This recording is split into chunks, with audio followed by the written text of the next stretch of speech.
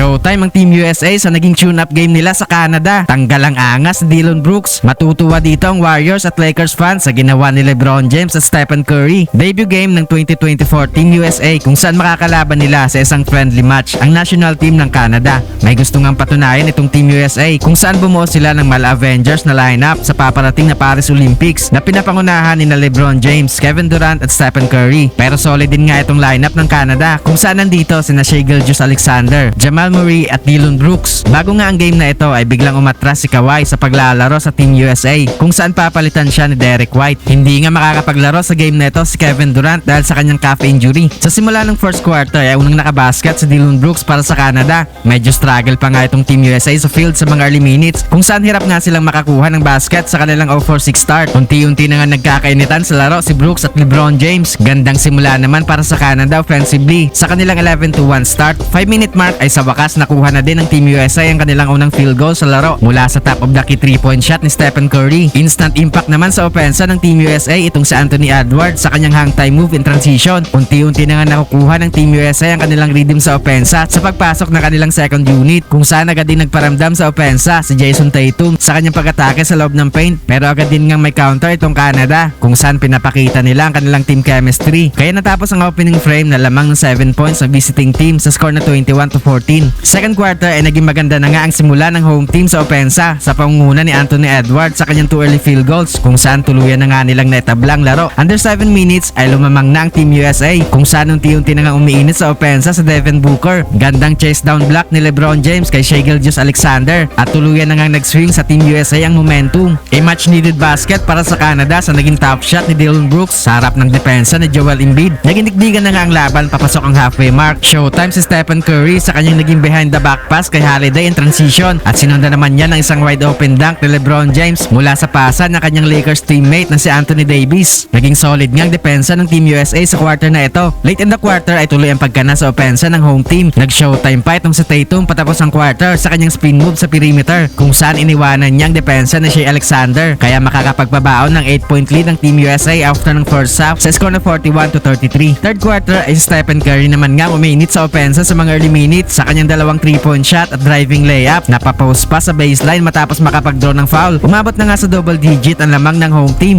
Palitan na nga ng baskets ng both teams papasok ang halfway mark. 2-man game para kay Steph at LeBron sa kanilang naging highlight play in transition na nagresulta ng alley-oop dunk ni LeBron James mula sa assist ni Stephen Curry. Late in the quarter ay na-maintain ng Team USA ang kanilang kalamangan kung saan step up nga dito ang kanilang second unit. Nakapagpabaon pa ng 3 sa Edwards patapos ang quarter para bigyan ng 15-point lead ang kanyang koponan after ng third frame sa score na 69-54. Fourth quarter ay biglang bagal nga naging opensa ng dalawang koponan sa mga early minutes. Biglang ang nagkaroon ng run ng Canada papasok ang halfway mark kung saan ay baba nila sa single digit ang lamang ng Team USA. Pero agad din naman ngang nagkaroon ng counter ang home team. Biglang arangkada nga ulit ang opensa ng Team USA kung saan balik sa court ang kanilang starting unit. Na-maintain na nga ng Team USA ang kanilang kalamangan kung saan hindi na nga nakahabol pa ang Canada. Kaya sa huli nga ay panalo ang Team USA.